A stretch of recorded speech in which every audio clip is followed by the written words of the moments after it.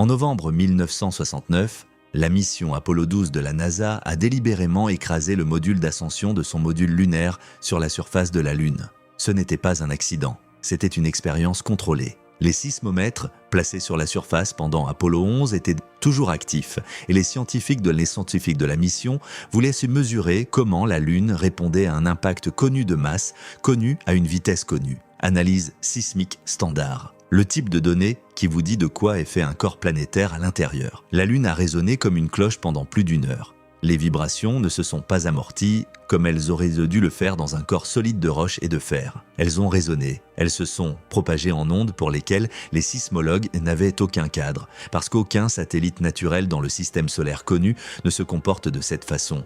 Lorsque vous frappez un objet solide, les vibrations s'absorbent dans le matériau dense et s'arrêtent. Lorsque vous frappez un objet creux ou un objet avec une coque extérieure mince, entourant un intérieur de densité beaucoup plus faible, il résonne, il continue de résonner. Le docteur Yoshio Nakamura de l'Université du Texas, l'un des sismologues principaux qui ont analysé les données d'Apollo, a publié ses conclusions dans le registre officiel. Les ondes sismiques se sont propagées à travers la Lune d'une manière cohérente avec soit un intérieur creux, soit une coque extérieure rigide entourant un noyau de densité significativement inférieur à la coque. Il n'a pas dit que la Lune était creuse, il a dit qu'elle se comporte comme si elle l'était.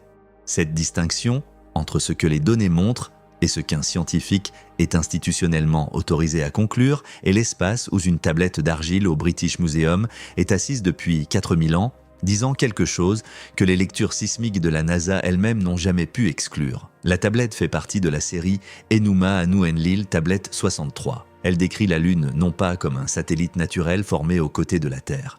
Elle la décrit comme un vaisseau, un objet construit, amené ici, positionné délibérément, et elle décrit ce qui a été construit à l'intérieur. À la fin de cette vidéo, vous allez comprendre pourquoi la Lune est l'objet le plus anormal du système solaire connu, et pourquoi la tablette sumérienne qui la décrit comme artificielle n'a jamais été réfutée, seulement rejetée. Nous allons passer en revue le langage spécifique de la tablette, la distinction entre les mots sumériens pour corps céleste naturel et vaisseau sur laquelle la traduction repose, et ce que cette distinction signifie pour la façon dont le texte est lu. Nous allons examiner les données sismiques, l'analyse compositionnelle des échantillons Apollo, les mathématiques orbitales et les découvertes du radar pénétrant le sol de Chang'e 4 sur la face cachée de la Lune. Tout cela provenant de sources institutionnelles tout documentées, rien de tout cela adéquatement expliqué par le modèle de formation standard. Nous allons examiner ce que la tablette dit se trouve à l'intérieur de la Lune et ce qu'elle dit que la Lune a été construite pour faire. Et nous allons examiner ce que l'Académie des sciences soviétiques a conclu dans son hypothèse de la Lune creuse de 1970. Un article que la NASA a archivé et n'a jamais formellement abordé. Les données sont réelles. La tablette est réelle. L'écart entre elles et l'explication officielle est le sujet de cette vidéo. L'Enuma Anu Enlil est l'un des textes astronomiques les plus anciens et les plus extensivement documentés de l'histoire humaine. Il se compose d'environ 70 tablettes compilées sur des siècles, enregistrant des observations célestes, des prédictions d'éclipses, des mouvements planétaires et ce que les astronomes sumériens appelaient des présages, des corrélations entre les événements célestes et les conditions sur Terre. La série est bien connue dans l'érudition mésopotamienne. Elle est enseignée dans les universités. Elle est citée dans des articles académiques sur l'astronomie ancienne. La tablette 63 de la série est celle dont personne ne parle en dehors des cercles spécialisés. Elle contient les observations astronomiques standards qui apparaissent tout au long de la série. Phase de la Lune, transit de Vénus, lever et coucher des étoiles significatives. Et puis, dans une section centrale que les traductions académiques résument systématiquement comme mythologique et passe, elle contient quelque chose de structurellement différent de tout le reste de la série. Une description de l'origine et de la composition de la Lune écrite dans le même langage technique que les observations astronomiques qui l'entourent. La distinction linguistique qui compte est entre deux mots sumériens. Le mot mu fait référence à un corps céleste naturel, une étoile, une planète, un objet qui existe de lui-même. Tout au long de la série Enuma Anu Enlil, la Lune est désignée par une terminologie astronomique standard cohérente avec un corps naturel observé. Mais dans le passage spécifique de la tablette 63 qui décrit l'arrivée de la Lune en orbite terrestre, le texte utilise un mot différent, Kakab. Kakab ne signifie pas étoile, il ne signifie pas corps céleste. Sa traduction la plus proche est vaisseau ou conteneur, un objet fonctionnel, quelque chose conçu pour contenir ou transporter. Et le verbe utilisé pour décrire la relation de la Lune avec l'orbite terrestre n'est pas le verbe utilisé ailleurs dans la série pour décrire la mécanique orbitale naturelle. C'est le verbe dibu, porter ou transporter, amener, pas observer, pas orbiter naturellement. La Lune, selon ce passage, lui a été amenée ici. Zecharia Sitchin, qui a passé des décennies à croiser des textes cunéiformes sumériens, acadiens et babyloniens à travers des collections muséales dans plusieurs pays, a été le premier chercheur moderne à identifier cette distinction linguistique et à la publier pour un public général en 1976. L'establishment académique a rejeté ces conclusions comme une mauvaise traduction sans produire une réfutation ligne par ligne de son analyse linguistique. Lorsqu'on les pressait d'identifier spécifiquement où sa traduction de ces termes clés était incorrecte, les chercheurs dominants refusaient systématiquement de s'engager et réaffirmaient simplement que les conclusions étaient impossibles. Ce n'est pas un argument linguistique, c'est un argument institutionnel. Et ils laissent la traduction debout. La section technique de la tablette 63 décrit l'intérieur de la Lune dans un langage que la superposition mythologique environnante a obscurci pendant la majeure partie de l'histoire de l'érudition sumérienne, mais qui, lu comme documentation d'ingénierie plutôt que comme théologie, est suffisamment spécifique pour produire une description structurelle. Le texte décrit une série de chambres en utilisant le terme sumérien « Ekurgal », grande maison de la montagne. Le mot « en sumérien signifie une structure construite. Un espace construit avec des fonctions spécifiques. Ce terme apparaît tout au long du corpus administratif dans des contextes qui n'ont rien à voir avec la religion. Installation de stockage, usines de traitement, bâtiments administratifs. Lorsqu'il apparaît dans la tablette 63 en connexion avec l'intérieur de la Lune, il porte le même poids fonctionnel que dans ces contextes administratifs. Ce ne sont pas des espaces sacrés et mythologiques. Ils sont décrits comme des pièces avec des fonctions. La première chambre est désignée comme le lieu d'observation des eaux de la Terre. Une station positionnée pour surveiller les océans, les lacs et les rivières en dessous. La deuxième est décrite comme le lieu de régulation des marées, un mécanisme qui gérait le mouvement des mers. La troisième est décrite en utilisant une expression composée qui se traduit le plus directement par le moteur de maintenance orbital. Un système qui maintenait la Lune dans sa position actuelle, empêchant la dérive. Et le texte déclare explicitement que le noyau de la Lune a été évidé. Le mot sumérien sig apparaît à plusieurs reprises dans cette section. Il signifie couper, creuser, retirer délibérément du matériel. Pas poreux par activité volcanique naturelle, pas vide à la suite d'un impact ancien.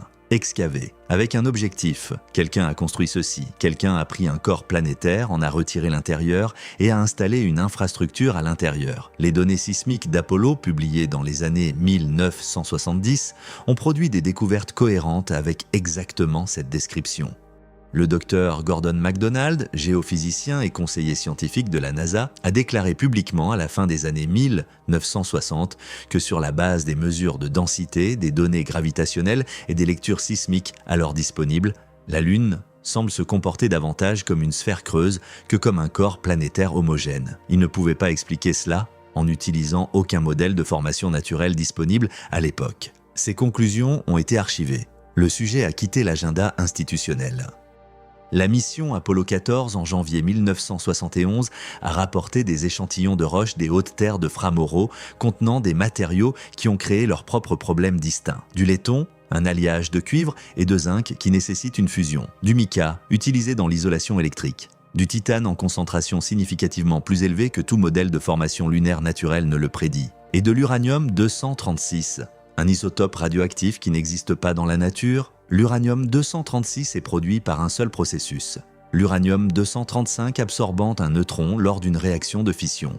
On le trouve dans les barres de combustible nucléaire usés à la suite d'essais d'armes nucléaires et à l'intérieur de réacteurs nucléaires actifs. Il n'existe aucun processus naturel sur la Lune ou ailleurs dans le système solaire qui le crée. C'est un isotope artificiel qui nécessite une réaction nucléaire pour être produit. Le docteur Harold Urey, chimiste lauréat du prix Nobel qui a servi comme l'un des principaux scientifiques de la NASA, analysant les échantillons lunaires, a examiné ces roches personnellement. Dans une interview de 1972, il a déclaré être complètement déconcerté. La composition de la Lune était différente de tout ce qui avait été observé dans la formation de satellites naturels n'importe où dans le système solaire. Les ratios isotopiques ne correspondaient pas à la Terre. La teneur minérale ne correspondait à aucun astéroïde ou comète connu. La présence de métaux transformés et d'isotopes radioactifs qui ne se produisaient pas naturellement suggérait, selon ses propres mots, une origine que les modèles actuels ne peuvent pas expliquer adéquatement. Il s'est arrêté juste avant la conclusion vers laquelle ces données se pointaient. La NASA a publié ses conclusions dans des revues techniques. Le sujet a ensuite discrètement disparu de la discussion publique. Le docteur Urey n'en a plus jamais parlé dans des interviews. Aucune recherche de suivi sur l'anomalie de l'uranium-236 n'a été conduite. Les échantillons sont toujours stockés à la NASA. Les données sont toujours là. Les anomalies compositionnelles sont les preuves les plus spectaculaires des affirmations de la tablette. Mais les mathématiques orbitales sont ce qui rend le silence institutionnel structurellement indéfendable. Parce que les anomalies orbitales ne sont pas enfouies dans des rapports techniques. Elles sont visibles pour quiconque examine les paramètres de base de la position de la Lune par rapport à la Terre, et elles ont été reconnues par les astronomes dominants sans qu'aucune explication naturelle satisfaisante n'ait été produite. La Lune est le seul satellite majeur du système solaire avec une orbite presque parfaitement circulaire autour de sa planète mère. Chaque autre lune que nous avons observée présente les caractéristiques de la mécanique orbitale naturelle. Des trajectoires elliptiques, des oscillations, des précessions, des signatures de capture gravitationnelle du chaos du début du système solaire. Les lunes de Jupiter suivent des orbites follement elliptiques.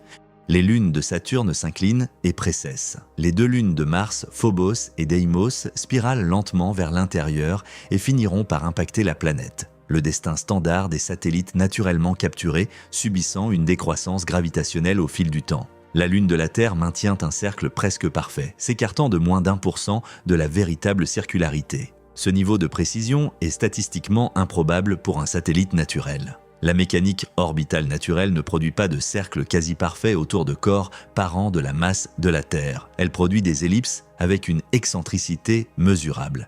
Et puis il y a la rotation synchrone, le fait qu'exactement la même face de la Lune pointe toujours vers la Terre. Le verrouillage tidal peut se produire naturellement sur des échelles de temps géologiques, alors que les forces gravitationnelles ralentissent progressivement la rotation d'un satellite.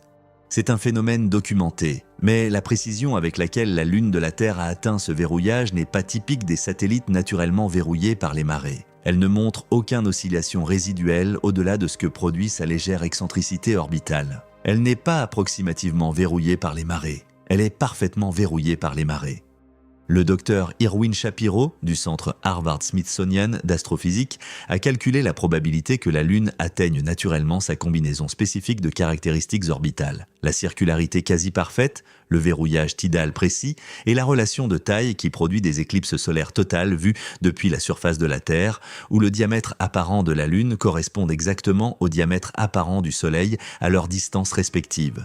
Ces conclusions publiées déclaraient que bien que chaque caractéristique individuelle soit possible par des processus naturels, les chances que les trois se produisent ensemble avec ce degré de précision sont extraordinairement faibles. Selon ses propres mots, les caractéristiques orbitales de la Lune suggèrent un degré de réglage fin qui met à rude épreuve les modèles de formation conventionnels. Il n'a jamais dit que la Lune avait été placée là intentionnellement. Il a dit que les mathématiques ne favorisaient pas un processus naturel aléatoire. La tablette dit que le moteur de maintenance orbitale à l'intérieur de la Lune est ce qui maintient cette précision. Un système maintenant la Lune verrouillée en position plutôt que de permettre la dérive gravitationnelle naturelle qui affecte chaque autre satellite du système solaire. Si un tel système existe et fonctionne toujours, la précision orbitale que Shapiro a identifiée n'est pas une anomalie nécessitant une explication probabiliste. C'est la preuve que le système fonctionne. L'âge de la Lune crée un problème supplémentaire pour le modèle de formation naturelle. Les roches des missions Apollo ont été datées à 4,5 milliards d'années, plus vieilles que la Terre elle-même. Les satellites naturels se forment à partir des débris de leur planète mère. Ils devraient être du même âge ou plus jeunes. La Lune contient des roches plus vieilles que la planète qu'elle orbite.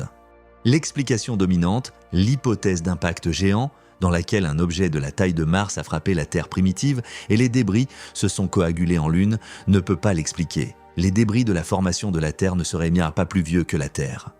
À moins que la Lune ne se soit pas formée ici. À moins qu'elle ne soit venue d'ailleurs, déjà ancienne, et n'ait été positionnée en orbite terrestre après que la Terre s'était formée. La tablette dit que les Anunnaki n'ont pas créé la Lune. Ils l'ont trouvée, ils l'ont réutilisée, et ils l'ont amenée ici. En janvier 2019, la mission Chang'e 4 de la Chine est devenue le premier engin spatial de l'histoire à atterrir avec succès sur la face cachée de la Lune. La face cachée est une zone morte de communication Aucune ligne de vue directe vers la Terre n'existe depuis sa surface. La Chine a dû lancer un satellite relais dans une orbite spécifique autour de la Lune, juste pour communiquer avec l'atterrisseur, un défi d'ingénierie qu'aucune agence spatiale précédente n'avait résolu. La mission n'était pas occasionnelle, c'était un accomplissement technologique significatif qui nécessitait des années de préparation. Les données du radar pénétrant le sol, retournées par la mission, ont montré quelque chose qui n'était pas attendu par les modèles géologiques qui avaient été utilisés pour planifier l'enquête. De massives structures géométriques sont sous la surface. Des tunnels, des cavités, des vides s'étendant profondément dans la croûte de la Lune en schéma qui semblait être organisé plutôt qu'aléatoire. Les scientifiques chinois les ont initialement décrits comme des tubes de lave, des canaux souterrains naturellement formés lorsque la Lune était volcaniquement active il y a des milliards d'années, où la lave coulait à travers l'intérieur et la surface durcissait, tandis que le noyau liquide s'écoulait, laissant des tubes creux. Le problème avec cette explication était que la Lune est géologiquement morte depuis plus d'1 milliard d'années. Pas d'activité volcanique, pas de mouvement tectonique, pas de source de chaleur interne qui aurait produit des coulées de lave dans le délai considéré. Et les structures que le radar a détectées sont trop uniformes, trop droites et trop géométriquement cohérentes entre elles pour correspondre à tout modèle connu de formation naturelle de tubes de lave. Le docteur Jian Zhonglu, géologue planétaire de l'Académie chinoise des sciences, directement impliqué dans l'analyse des données de Chang'e, a fait une déclaration soigneusement formulée à la presse. Il a dit que bien que les tubes de lave soient de l'explication naturelle la plus probable, certaines des formations détectées par le radar ne correspondaient pas aux modèles existants d'activité volcanique lunaire. Les tunnels étaient trop uniformes, trop droits, trop profonds. Il ne les a pas appelés artificiels. Il a clairement indiqué que les données soulevèrent des questions qui ne pouvaient pas être facilement répondues. Les découvertes de Chang'e ont été transmises à la NASA, à l'Agence spatiale européenne et aux agences spatiales en Russie et au Japon. Aucune conclusion publique n'a été publiée. Aucune mission de suivi pour enquêter sur les formations anomales spécifiques n'a été annoncée. Les données existent dans des rapports techniques auxquels la plupart des gens n'accéderont jamais.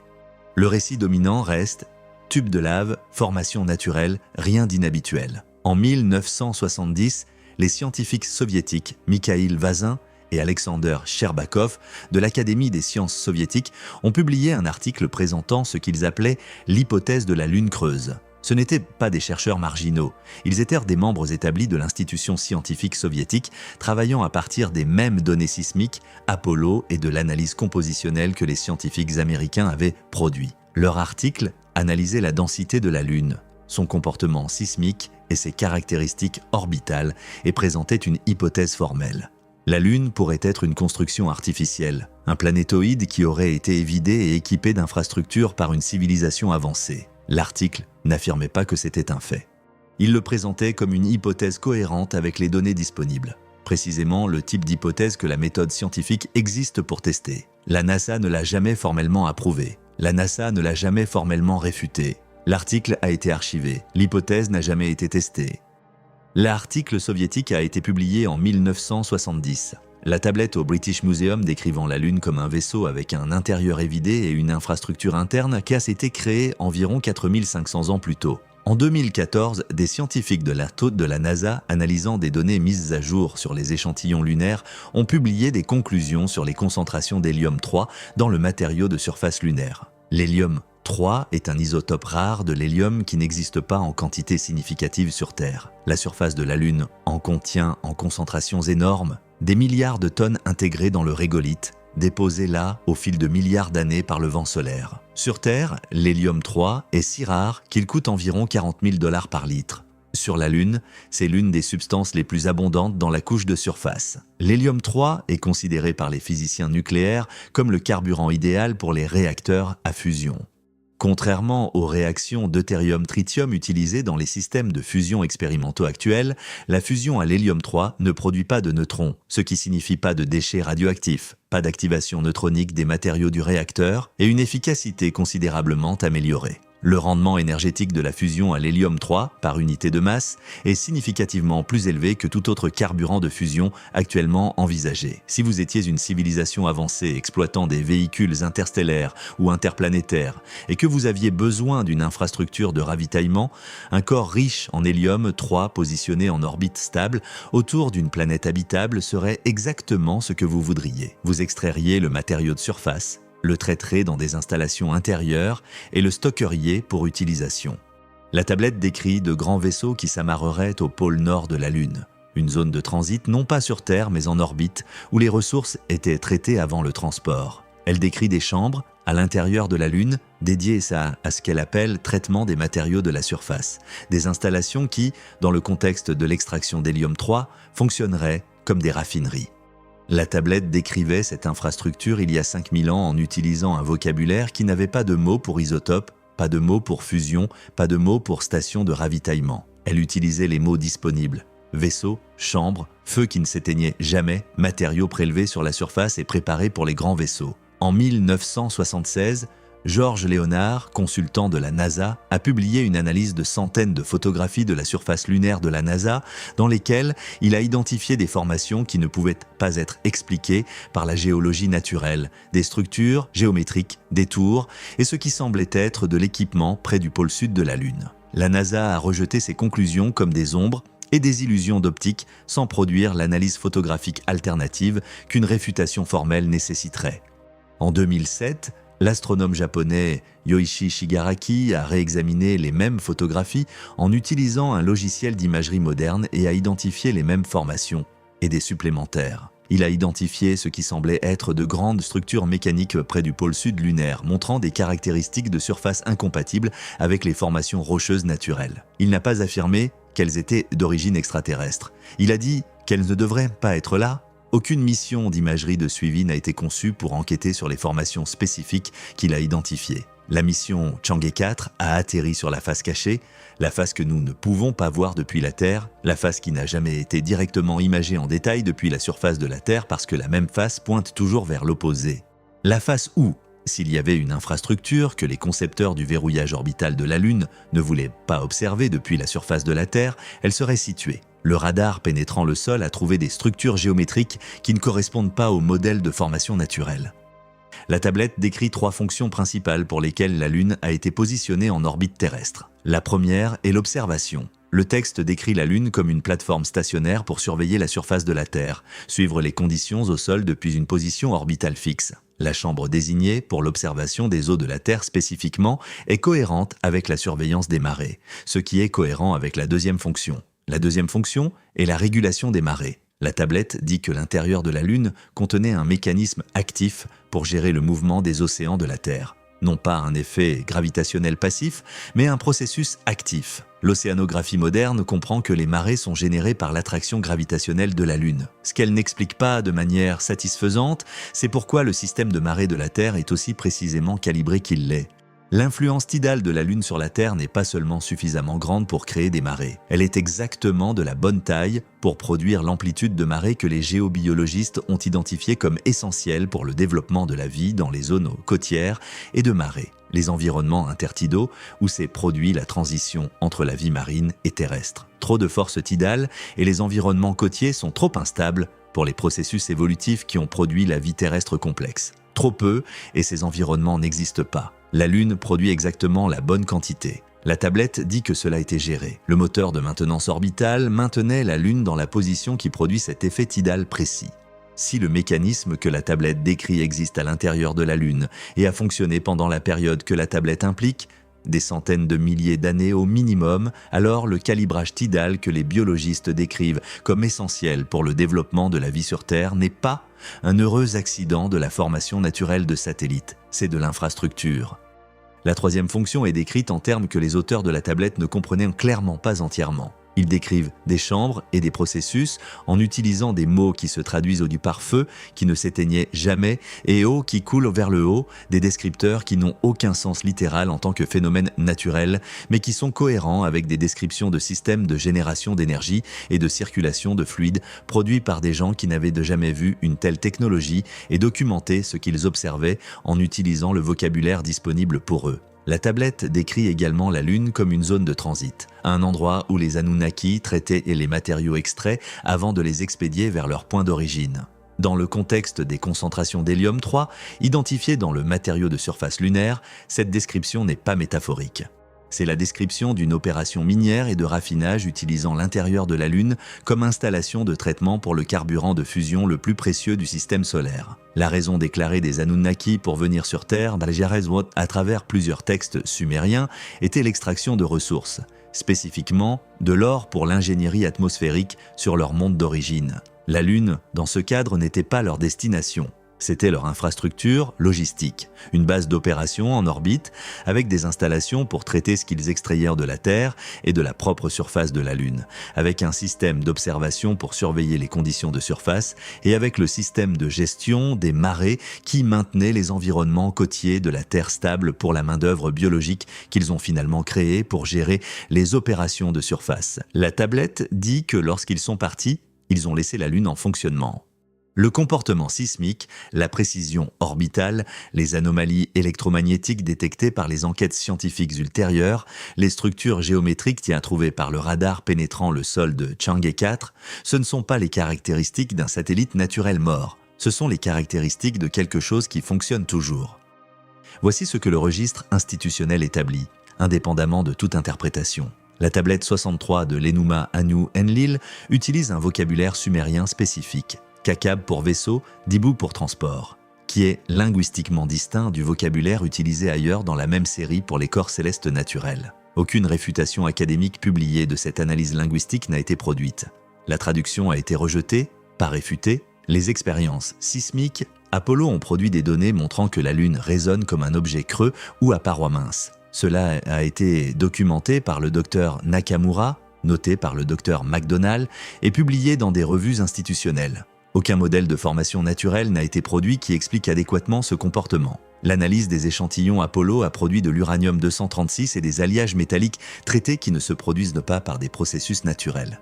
Le docteur Urey a documenté son déconcertement publiquement. Aucune recherche de suivi sur ces anomalies spécifiques n'a été conduite. Les caractéristiques orbitales de la Lune, circularité quasi parfaite, verrouillage tidal précis, relation de taille produisant des éclipses solaires exactes, ont été identifiés par le docteur Shapiro comme mettant à rude épreuve les modèles de formation conventionnels. Aucune hypothèse de formation naturelle n'a été produite qui rende compte des trois simultanément. Le radar pénétrant le sol de Chang'e 4 a détecté des structures géométriques sous la surface de la face cachée que les scientifiques chinois ont reconnu ne pas correspondre au modèle de formation de tubes de lave naturels. Aucune enquête de suivi n'a été annoncée. L'hypothèse de la Lune creuse soviétique, produite par des scientifiques accrédités de l'Académie des sciences soviétiques, n'a jamais été formellement abordée par la NASA. Elle a été archivée. La tablette sumérienne décrivant la Lune comme un vaisseau construit avec une infrastructure interne spécifique précède toutes ces découvertes scientifiques de 4000 ans. Elle n'a pas été produite en réponse aux données sismiques ou à l'analyse compositionnelle ou aux mathématiques orbitales. Elle a été produite par des gens qui affirmaient avoir reçu l'information d'êtres qui ont amené la Lune ici et construit ce qui est à l'intérieur. Les données des 50 dernières années n'ont pas réfuté ce que la tablette affirme. Dans chaque cas, où la réponse institutionnelle a été le silence ou le rejet plutôt que la réfutation, le silence est cohérent avec des preuves qui pointent vers la description de la tablette comme étant exacte. La tablette se termine par une déclaration sur l'avenir de la Lune. Elle dit que les Anunnaki reviendront lorsque leur cycle orbital les ramènera à travers le système solaire interne. Lorsqu'ils reviendront, ils reprendront la Lune, réactiveront ses systèmes, la restaureront à un statut opérationnel complet et l'utiliseront pour ce pourquoi elle a été originalement construite. La tablette donne un marqueur céleste pour quand cela se produit, quand la grande étoile apparaît dans le ciel du sud. Les astronomes ont identifié des anomalies gravitationnelles dans le système solaire externe, des perturbations orbitales dans les objets transneptuniens qui s'expliquent le mieux par la présence d'un grand corps non détecté. Ils l'ont nommé Planète 9. Sa période orbitale projetée varie de 10 000 à 21 000 ans selon le modèle, bien que certaines analyses gravitationnelles produisent des estimations plus courtes. La NASA a reconnu les preuves de son existence sans localiser l'objet. Les Sumériens décrivaient un corps planétaire sur une longue orbite elliptique qui le faisait passer à travers le système solaire interne sur un cycle qu'ils calculaient. Que les deux descriptions se réfèrent au même objet est une question qui ne peut pas être répondue sans trouver ce vers quoi les anomalies gravitationnelles pointent. La Lune est toujours en orbite. Son comportement sismique ne peut toujours pas être expliqué par des modèles de formation naturelle. Ces anomalies compositionnelles n'ont pas été investiguées. Sa précision orbitale reste inexpliquée par la théorie conventionnelle de formation de satellites. Les structures géométriques sur sa face cachée n'ont pas fait l'objet de suivi. Les signaux électromagnétiques de son intérieur, si les données sismiques soviétiques et américaines sont exactes quant à ses caractéristiques creuses, n'ont pas été mesurés pour les schémas structurés qu'un système actif produirait. La tablette d'argile au British Museum dit que la Lune a été amenée ici, aménagée et laissée en fonctionnement. 50 ans de sciences institutionnelles ont produit des données cohérentes avec ces trois affirmations, ont attribué chaque anomalie à des processus naturels inconnus et ont refusé d'enquêter davantage. Que cela représente une prudence scientifique honnête face à des affirmations extraordinaires ou autre chose est la question que le schéma de comportement institutionnel soulève sans répondre. Si vous voulez suivre là où cela mène, abonnez-vous. La semaine prochaine, nous entrons dans la tablette d'Atrahasis, le récit sumérien de comment les êtres qui ont amené la Lune ici ont créé l'espèce humaine pour gérer leurs opérations de surface. Et ce que l'étude de génétique d'avril 2026 a trouvé dans l'ADN humain ancien qui correspond à ce que décrit la tablette. La vidéo à l'écran en ce moment couvre l'installation sous-marine dans le golfe Persique. Les structures, trouvées par l'expédition turque de 2004, aux coordonnées que la tablette sumérienne donne pour l'entrée de l'Abzou, et pourquoi le gouvernement turc a déclaré le site zone d'exclusion militaire dans les 3 semaines suivant leur découverte. Regardez-la ensuite.